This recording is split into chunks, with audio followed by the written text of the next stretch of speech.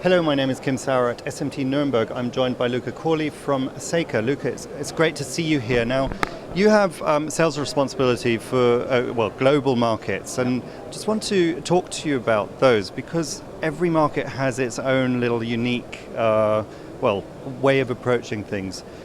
What sort of trends are you seeing in these different regions of the world? Kim, thanks for inviting me again. Our approach as a test company that is in business since 30 years is more and more to be close to our customers, close to the need in terms of product and in terms of support.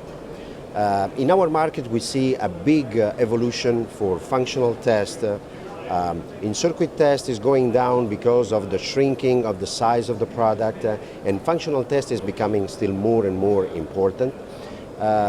The big difference in the last years is that we start to talk to our customers when they still design their product. The product is not yet frozen, but as a test company, we're helping them already to design the product to be better tested at the end. So we have a big interaction between R&D at our level and customer R&D since the beginning. This is really something new, because in the past we were used to get the product frozen and done by our customer to be tested. We get specs typically. Now we are building the specs of the product together with our customer. So we get in touch much earlier than before because the time to market of the product is going down. Of course, everybody is looking to get something new every day. So that's the main difference. And this is why Seica is deeply involved to have R&D in touch with the customer and supporting also the first prototype. When it comes out from the production line, we're ready to get help, to give help to our customer immediately because we design together the test solution. And that obviously speeds up time to market ultimately for your customers.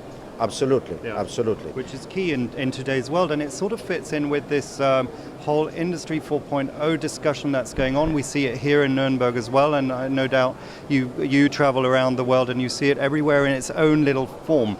Yeah. Where are the differences? What are you seeing? How are different markets approaching that whole Industry 4.0 concept? Of course, Industry 4.0 was born in Germany, and the reason was to try to come back to Europe with production that went to Far East some years ago. So our perspective is that in Europe we're probably more prepared, more a little bit advanced compared, for example, to the American market, where automation, of course, is important, is starting probably right now. Living in different parts of the world and talking to different people, we see that Europeans have already accepted this concept, are already prepared to change people work, because Industry 4.0 is not only laying off people and do the machine and use the machines to do the same job.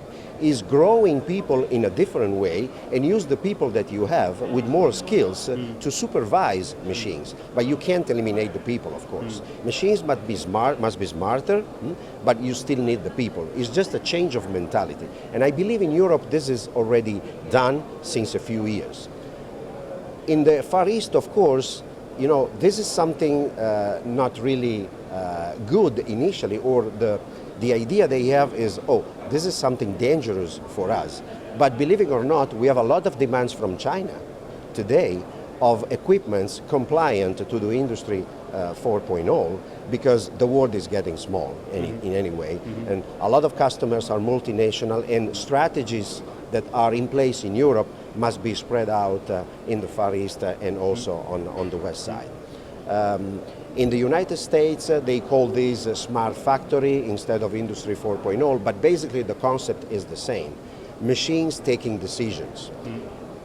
Going to the Seica world, where we do test solutions, to be honest, we are compliant with Industry 4.0 since years, because we have machines already taking the decision to test a component or test a board in one way or in another way, based on algorithm, based on software that is already existing. So we are prepared, and we discovered that we were already prepared for something since years.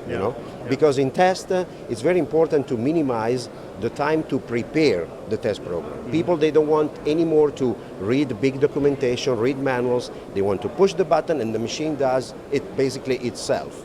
And we have tools, we have software tools especially to do that. The second part is monitoring what the machine is doing. So our equipment can be remotely accessed by smartphones, smart devices. And these are things that are in place at Seica since 4 or 5 years. Now everybody calls Industry 4.0. Now there is a name for this, But to be honest, Seica was doing this stuff since a few years already. Yeah, absolutely. Well, thank you very much, Luca, for your time here, and I wish you great success. See you next time. Thank you. Bye.